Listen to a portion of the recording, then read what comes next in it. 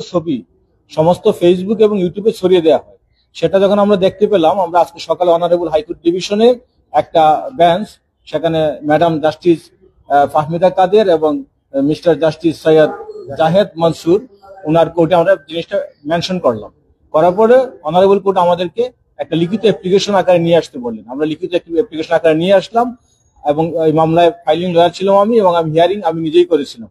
তারপরে দীর্ঘ শুনানির পরে অনারেবল হাইকোর্ট ডিভিশন এখানে প্রথমত রেসপন্ডেন্টকে ডাইরেকশন দিলেন যে ভিকটিমের সেফটি এবং সিকিউরিটি নিশ্চিত করার জন্য। 2 নম্বর ডাইরেকশন দিলেন যে 15 দিনের ভিতরে মামলার তদন্তের অগ্রগতি লিখিতভাবে অনারেবল হাইকোর্ট ডিভিশনকে জানানোর জন্য। তৃতীয়ত বললেন যে উইদিন 24 আওয়ার্স ভিকটিমের যত ভিডিও এবং ছবি ফেসবুক এবং সোশ্যাল মিডিয়াতে আছে সেগুলো সেখান থেকে সরিয়ে দেওয়ার জন্য বিটিআরসি কে নির্দেশ দিলেন। এই হচ্ছে কোর্টের সংক্ষিপ্ত আদেশ।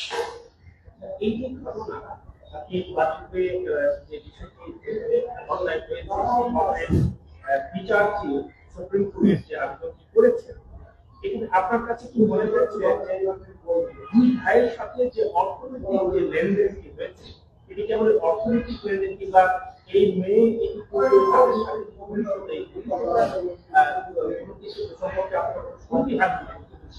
না, আমাদের কাছে টোটাল বিষয়টাই তো আমরা তো জেনেছি মিডিয়ার মাধ্যমে, আমরা পত্রিকা যে নিউজটুকু জেনেছি সেটার উপরে ভিত্তি করে আমরা করেছি। আমরা লোকাল কি হয়েছে না হয়েছে সে ব্যাপারে আমাদের কাছে কোনো ইনফরমেশন নেই, কিন্তু কিছু কিছু কিছু হয়ে থাকলো সেটা আমাদের নলেজে নেই। না, এরকম কোনো ইনফরমেশন আমাদের কাছে নেই, কোনো ইনফরমেশন আমাদের কাছে নাই।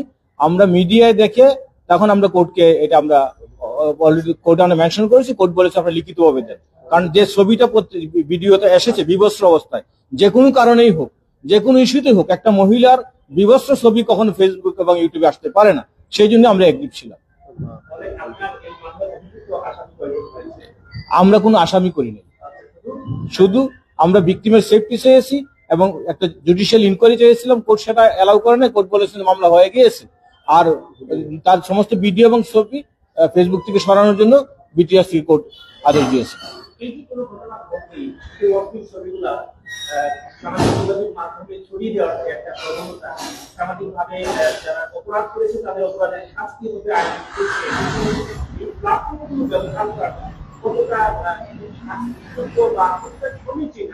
না, এটা তো অবশ্যই শাস্তিযোগ্য অপরাধ। আপনার ডিজিটাল সিকিউরিটি অ্যাক্টে, হ্যাঁ, এটা অবশ্যই শাস্তিযোগ্য অপরাধ। ডিজিটাল সিকিউরিটি অ্যাক্টে এটার শাস্তির বিধানের নিশ্চয়তা আছে। যদি কেউ কখনো অ্যাগ্রিভ হন, কারো কোনো ধরনের অশ্লীল ছবি, ভিডিও অথবা ফেক নিউজ কোনো কোথায় পাবলিশ হয়ে থাকে, সেটার বিরুদ্ধে উনি আইনগত ব্যবস্থা নিতে পারবেন।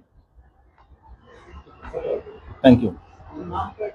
আমার নাম মীর একেএম নুরুন নবী।